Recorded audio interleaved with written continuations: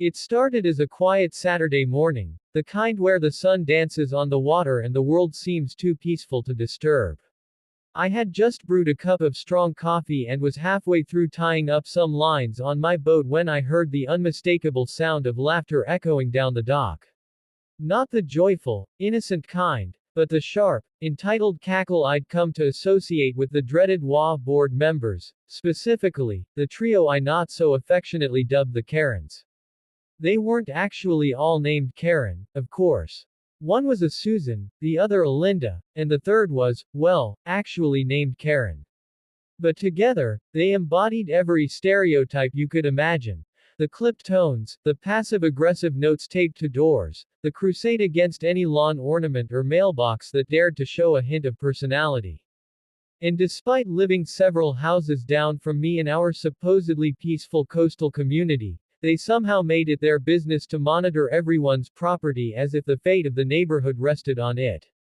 I tried to keep my distance from them, both physically and conversationally. The less interaction, the better. My boat, my pride and joy, was my escape, a modest 35-footer I kept docked at the community marina. I'd spent the better part of a decade restoring her, sanding down old wood, reworking the engine, installing a Bluetooth speaker system that actually worked. She was named Reckless Abandon, both for her temperament in high winds and as a gentle reminder to let go once in a while. So when I spotted a cluster of pastel blouses and cloying perfume lingering suspiciously close to my slip that morning, a knot twisted in my gut. I walked down the dock casually, trying not to jump to conclusions, but sure enough, there they were, setting up folding tables and streamers directly on the boat. My boat. What the hell? I muttered under my breath, quickening my pace. Karen spotted me first. Oh, hi, she said with a wide, fake smile. We didn't expect you to be here.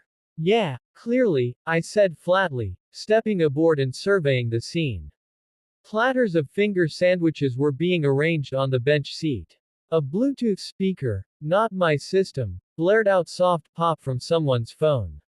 There were balloons, pink and silver, tied haphazardly to the railings. And a banner reading Bon Voyage, Cheryl. Fluttered in the breeze. Care to explain why you're throwing a party on my boat? I asked, voice low but firm. Linda adjusted her oversized sunglasses and gave me the most patronizing grin imaginable. Oh, sweetie, it's just a little going away brunch. Cheryl from Lot 6 is moving to Scottsdale. We didn't think you used the boat much on Saturdays. That's not your decision to make, I snapped. You didn't ask. You didn't even text me.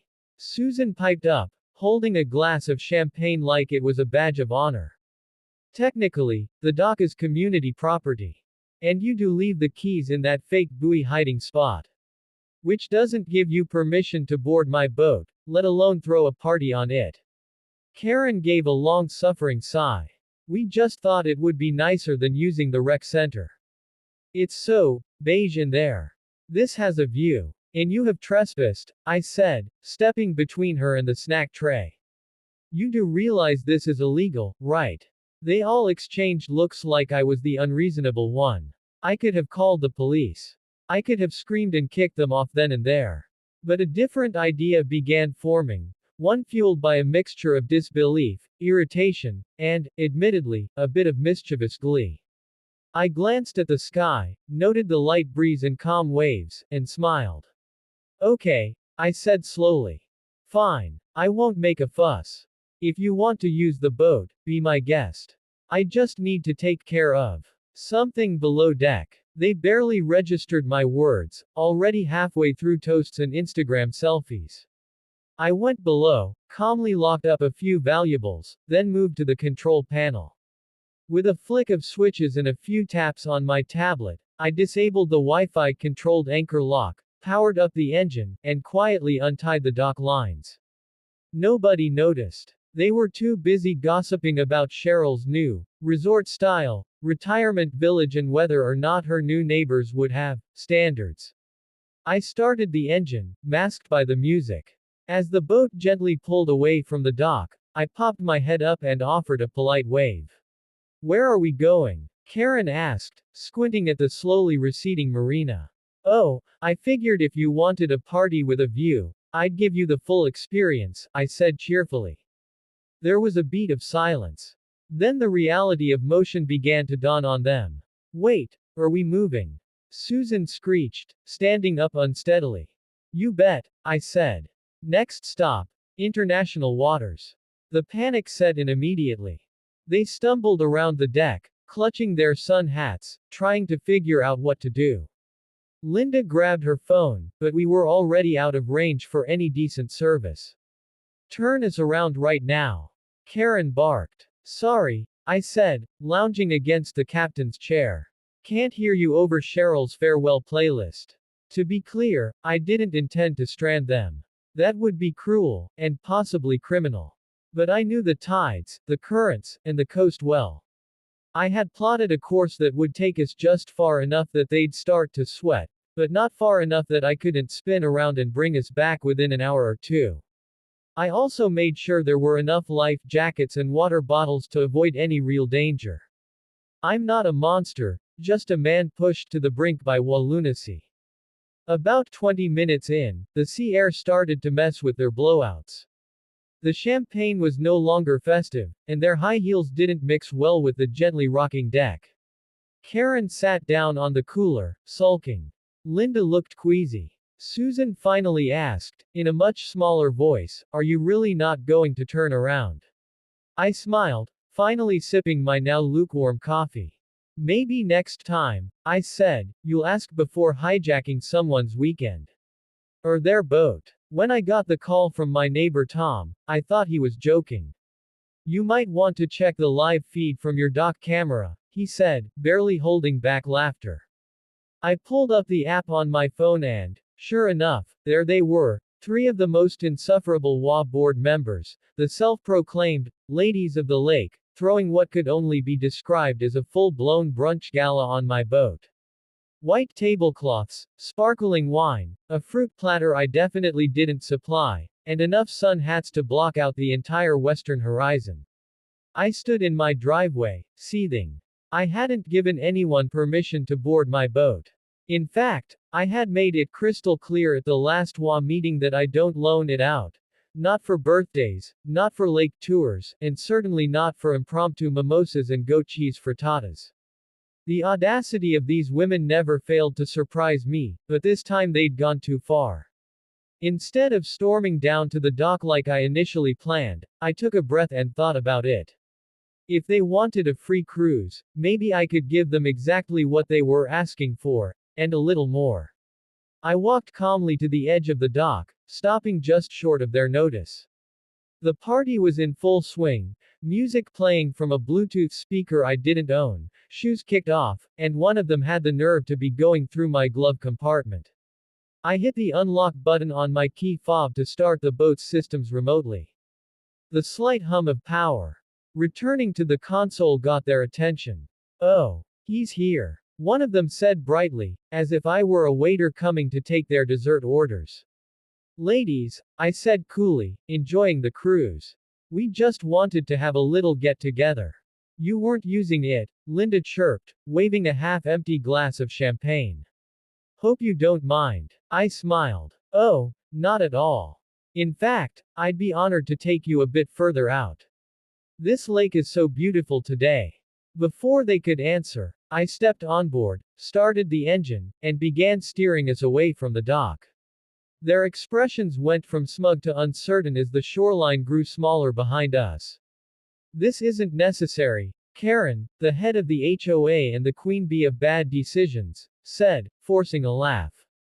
We were just wrapping up. Oh, nonsense, I said. You should really see the southern edge of the lake. It's completely undeveloped. Peaceful. Pristine. Perfect for privacy. I throttled up just a bit more. The boat cut through the water smoothly, the soft wake trailing behind us. I kept my face neutral, but inside, I was grinning like a man who had just outwitted the neighborhood bureaucracy for the first time in years. They tried to play it cool, pouring more champagne and snapping selfies like they weren't slowly realizing they'd made a massive mistake. About 15 minutes out, the homes along the shore became specks in the distance. The cell signal flickered. One of the women noticed. Are we going back soon? Barbara asked, already looking uneasy. I have an appointment this afternoon. Don't worry, I said. The lake is circular. If we keep going, we'll come right back around. They didn't get the joke. After another 20 minutes, the mood shifted. No more music. No more drinks. Karen began pressing me for specifics. When would we turn around? How much fuel I had? Whether it was even safe to be out that far. I smiled through every question, giving vague answers that made them more anxious with every passing mile.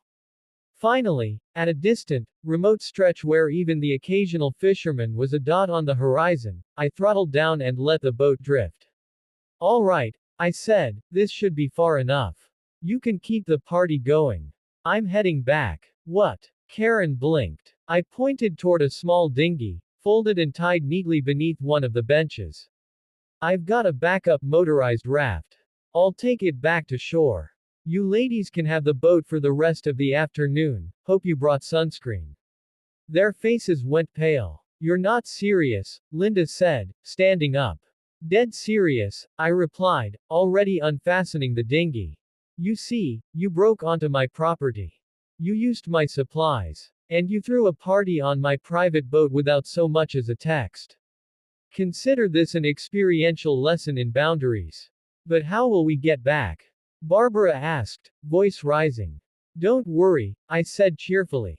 There's a radio. And a map. And about 20 gallons of fuel left. Should be plenty, if you can figure it out. I didn't wait for more protests. I lowered the dinghy, started the tiny motor, and gave them a friendly wave as I pulled away. They stood at the edge of the deck, flustered and furious, yelling things I couldn't hear over the puttering engine. The ride back was glorious. The sun was high, the lake breeze was perfect, and for the first time in a long time, I felt a deep sense of justice. These weren't just nosy neighbors, they were tyrants with spreadsheets and self-appointed power, constantly telling people what paint color their shutters had to be or how tall a backyard fence was allowed. They needed to learn that they weren't above everyone else. Back at the dock, I sat and waited. I figured it would take them a good hour or two before they either figured out the controls or swallowed their pride and used the radio to call for help. Either way, it was out of my hands now. Sure enough, around sunset, a rescue boat from the marina showed up with the three of them on board, sunburned, visibly shaken, and no longer wearing their brunch smiles. I didn't say a word as they walked past me on the dock. I didn't need to. The silence was delicious. That night, I got an email from the HOA board, an emergency meeting scheduled for Monday. No doubt, they wanted to complain, scold, or try to twist the narrative. But I had the footage. The audio. The timeline. Every petty word and move they made had been documented. And if they tried to mess with me again, I knew exactly what to do. Let them float.